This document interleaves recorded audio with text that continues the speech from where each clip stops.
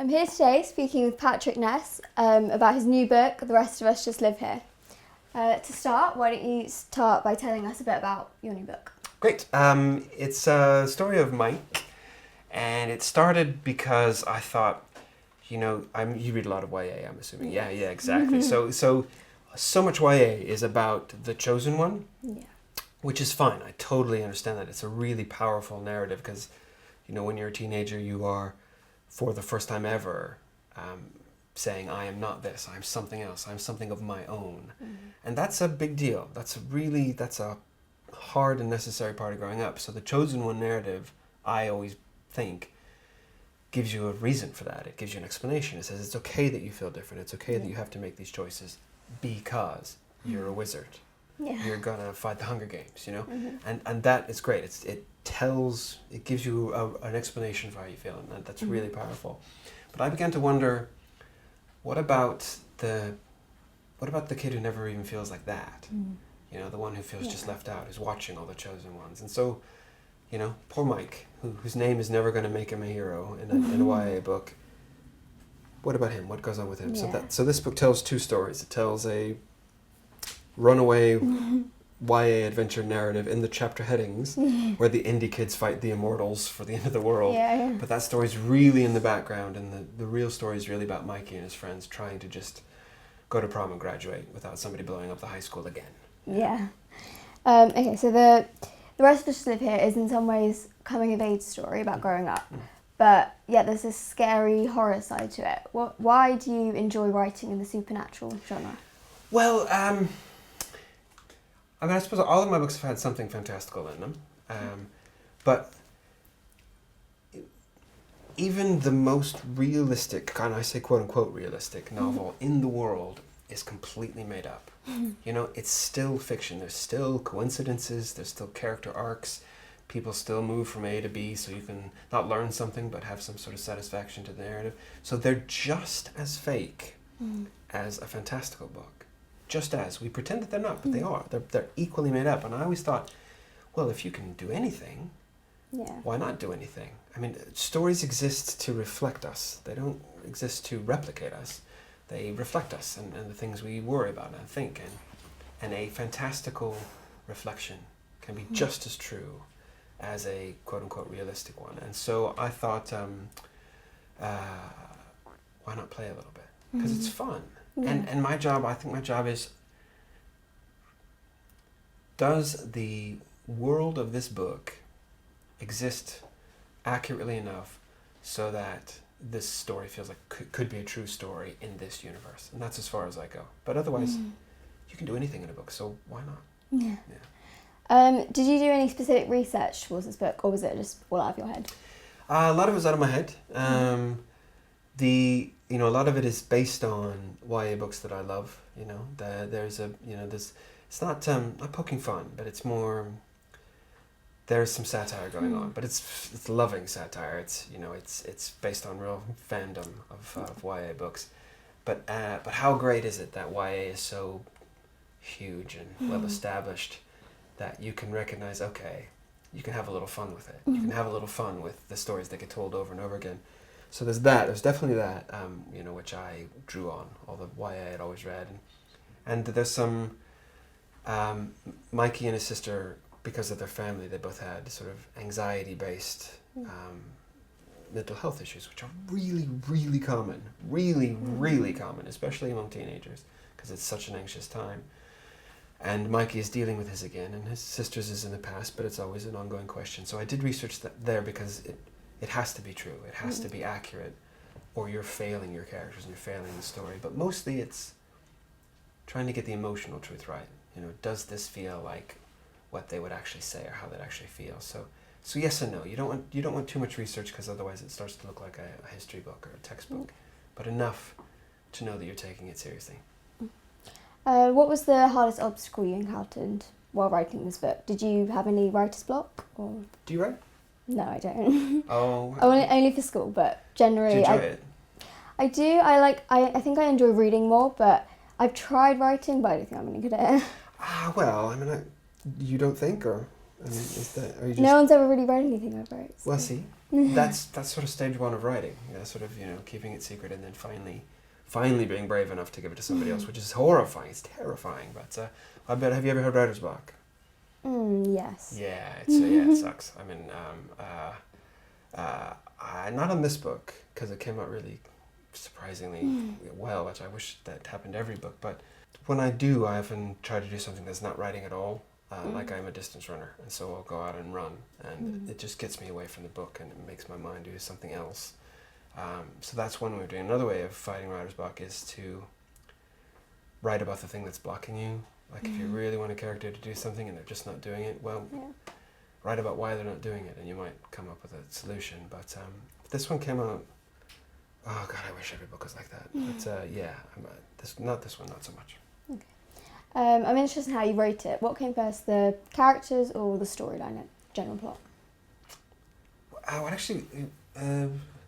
What came first was a good joke, weirdly. I mean, that sounds awful, but there was because of the names of indie characters, which I think is a funny, it just makes me laugh.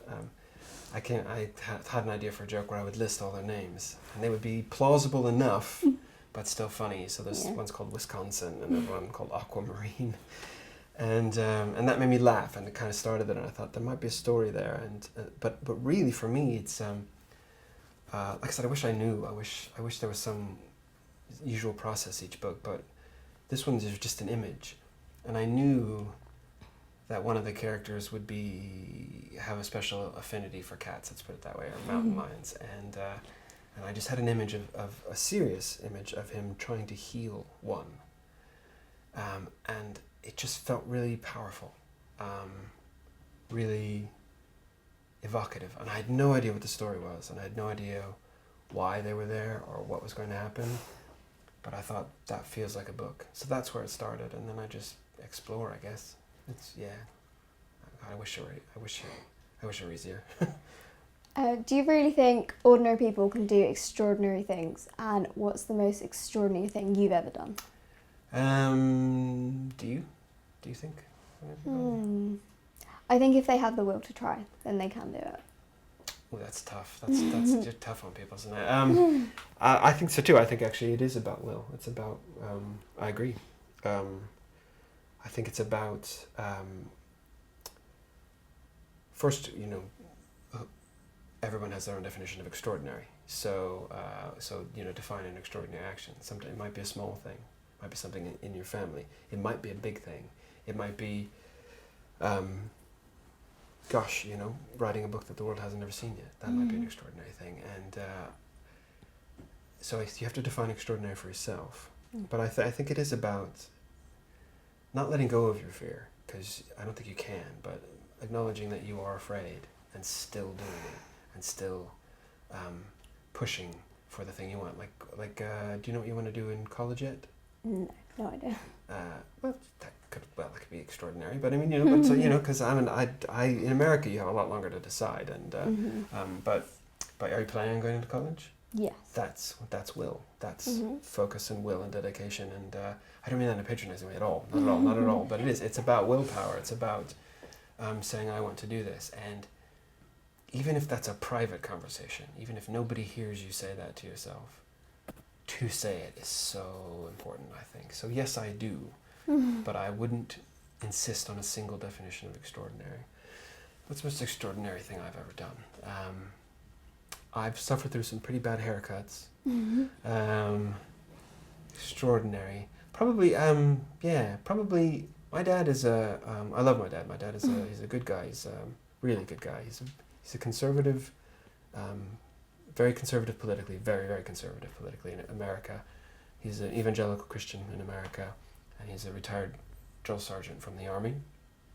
And I came out to him, and I think, and I did it okay, and he was okay, and we were both okay. And it wasn't a defiant act, it was just this is who I am kind of act, and I'd say that. And we're really good now. We're really, really good. And I think that, despite how different we are, I think that's extraordinary. So I'm going to go with that. That wasn't the answer good. you were expecting, was it? Sunaya? No, it wasn't. It was a very good answer. If there's one thing you want people to take away from this book and remember, what would it be? Have you read it? I have read it. What would you say you took away? And I don't mean again. This sounds like tell me, young one. And that's not what I mean. But I'm just, it's curiosity.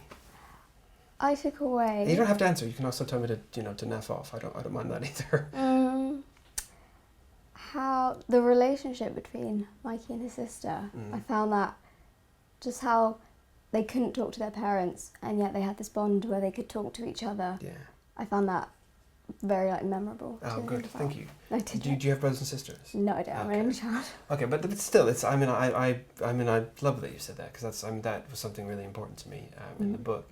But I would never want to tell you to take that away, if you see what I mean, and I would never want to instruct any reader that you should take this away, because God knows if I'm right, for one thing, but also books are such a private experience, and you bring your life to it, and I don't know what your life is, and so I can't answer about what you should, but I know what I put into it, and I know what I feel is important within it, and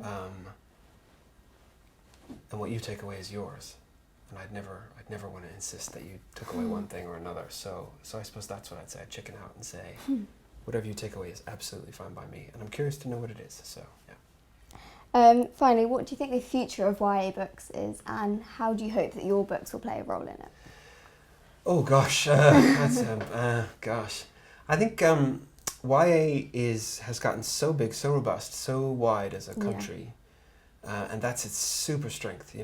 Everything is there. All levels of seriousness are there. All levels of quality are there. All levels of genre. Not levels of genre, but all genres. And everyone is welcome. And that's the other thing that's great about it. Everyone is welcome. Everyone. No matter what. You are all welcome there. And that's a great thing. It welcomes anyone who feels different. It welcomes everyone. I love that about it. So I think future of YA maybe... I think maybe... I think it'll start to, like when two plants come together and then they bud, they make a third thing. So I think there will be parts of YA that come together and start making new things, and I think that's really exciting. And I think that, the smashing together of different YA genres and the smashing out of, is it just a book or is it more than just a book? And I think that will be really exciting. As for me, I just want the chance to keep telling stories. That's really what I want. I want a chance to keep writing books. That's all I hope for. Thank you so much.